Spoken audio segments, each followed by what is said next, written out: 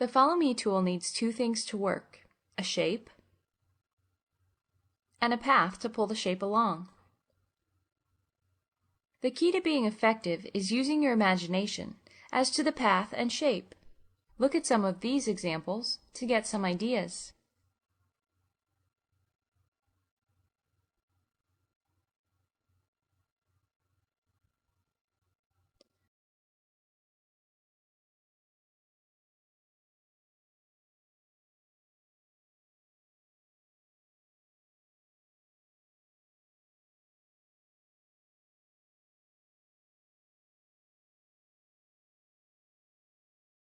Now that you have an idea of what the Follow Me is capable of, let's look at the best ways to use the tool. Regardless of the original shape orientation, when you use the Follow Me, it will create geometry in a perpendicular direction to the path. For this reason, it's best to make sure that your shape is created perpendicular to the path.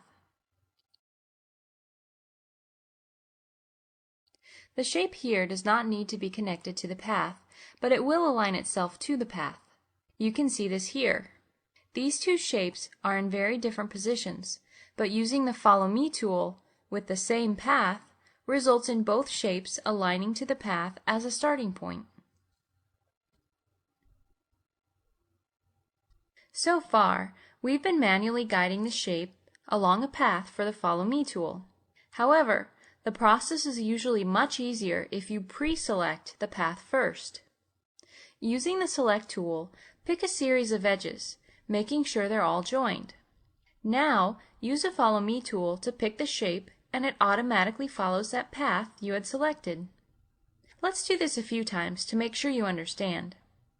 Pick a path first, several connected edges,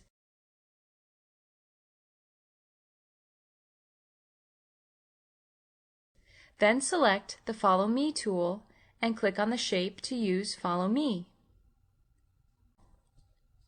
Another way to pick the path first is to select a single surface. This surface exists because of the bounding edges, so we can select this one surface to effectively select all the edges. Now, use the Follow Me tool on this shape to have it follow the edges of the surface. Select the surface, then use the Follow Me tool to click on the shape. Here's one more way to work quickly with the Follow Me tool. When you need to follow a surface as we've been doing, you can also use a modifier key to work quickly. Use the Follow Me tool to start pulling a shape. Hold down the Alt key or the Apple key on a Mac and click on the surface you want to follow along. That surface is used for the Follow Me path. Now let's look at using Follow Me to create lathe shapes. Remember the two key ingredients, a shape and a path?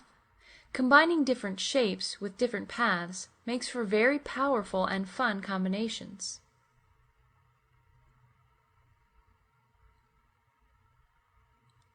Remember, you can pre-select the path or use a modifier key for very quick work. When creating complicated shapes that you're going to lathe, here's a tip. Start by creating a simple rectangle and move it into the correct position. Then draw the details on the rectangle.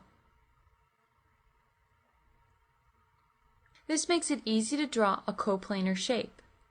Erase the outer edges, and you're ready to use Follow Me.